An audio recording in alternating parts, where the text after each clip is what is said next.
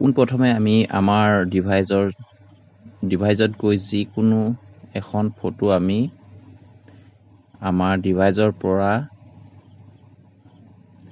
Select কৰি ল'ম যিখন ফটো আমাৰ PSD ফৰমেটত আছে।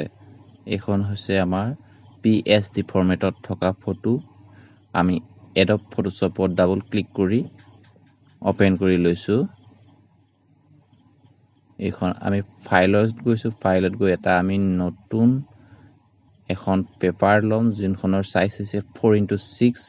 আমি এই পেপাৰখন ক্ৰিয়েট কৰি লৈছোঁ। ওকে কৰি ইয়াৰ পিছত আমি এই মেইন A4 সাইজত থকা ফটোখনৰ পৰা আমি ক্ৰপ টুলৰ পৰা আমি মুভ কৰিব লাগিব। কিন্তু এনে কৰিলে আমাৰ পুনৰ আকৌ আমি ফাইলত গৈ আনিব লাগিব, সেভ কৰি আনিব লাগিব। সেয়েহে আমি ডুপ্লিকেট কপি কৰি লোৱাৰ পিছত তেতিয়া এটা কপিৰ পৰা আমি ডিলিট হৈ যোৱাৰ পিছত আন এটা কপিত আমি পুনৰ কাম আৰম্ভ কৰিব পাৰিম। সেয়েহে আমি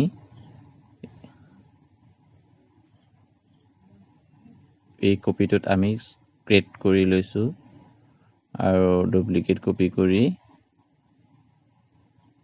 আমি এতিয়া মুভ কৰিবলৈ বিচাৰিছোঁ। এনে আমাৰ PSD ফৰমেটত থকা ফটোসমূহ এখন পেপাৰৰ পৰা এখন পেপাৰলৈ মুভ টুলৰ দ্বাৰা মুভ নহয়। মুভ কৰিবলৈ হ'লে আমি এইখন ফটো সেভ কৰিব লাগিব। সেভ কৰিবলৈ হ'লে আমি যাব লাগিব ফাইলত গৈ আমি সেভ আসত ক্লিক কৰিব। ক্লিক কৰাৰ পিছত ইয়াত যে দেখিছে আপোনাৰ ফটো ফৰমেট PSD, এই PSD ফৰমেটত নহয় JPG এই অপশ্যনত ক্লিক কৰি সেভ কৰি ল'ব। মই মিডিয়াম সাইজতে ৰাখিছোঁ ফটোখন। এতিয়া এখন ফটো ক্লোজ কৰি দিব। আমি আকৌ পুনৰ সেভ কৰা ফটোখন ওপেন কৰিম যোনখন আমাৰ JPG ফৰমেটত আমাৰ উপলব্ধ হৈ সেভ হৈছে। সেইখন আমি পুনৰ ফটো এইখন হৈছে PSD ফৰমেটত থকা।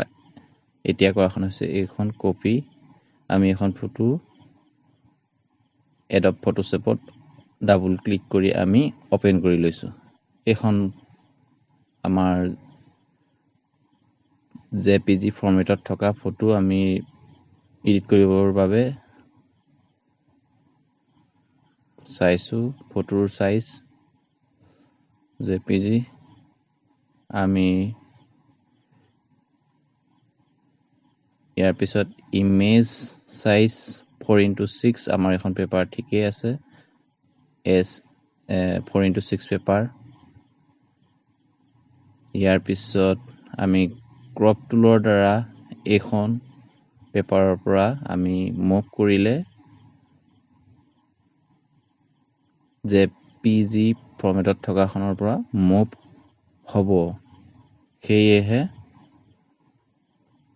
আমি পোনপ্ৰথমে এইখন ডুপ্লিকেট কপি কৰি ল'ব লাগিব, কিয়নো অন্যথা আকৌ আমি ফাইলত পুনৰাই যাব লাগিব। সেয়েহে আমি ডুপ্লিকেট কপি কৰি লৈছোঁ। এইখন ডিলিট হোৱাৰ পিছত আমি নেক্সটৰ পৰা আমি কাম আৰম্ভ কৰিব পাৰিম।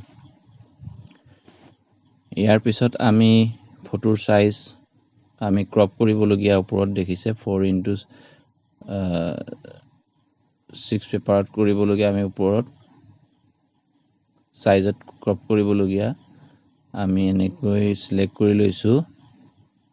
ৱেট হাইট চাই লৈ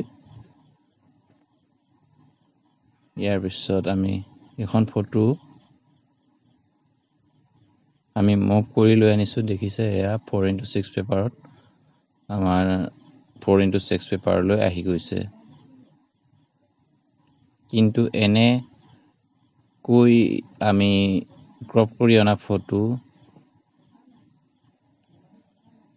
ইয়াত আমাৰ সম্পূৰ্ণৰূপে মেইন সাইজত নাই, যিহেতু আমি A6 পেপাৰত আমি A4 সাইজৰ পেপাৰৰ পৰা আমি ক্ৰপ কৰি কাটি আনিছোঁ। ইয়াৰ আমি ৰিয়েল যোনটো প্ৰকৃত মাপ ID কাৰ্ডৰ এইটো আমি সম্পূৰ্ণৰূপে A4 পেপাৰখনত থকা ধৰণে আমি সাইজটো নেপাম, হয়তো ডাঙৰ হ'ব পাৰে, হয়তো সৰু হ'ব পাৰে। সেয়েহে এনেকৈ কৰা ক্ৰপৰ সম্পূৰ্ণ শুদ্ধ নহয়।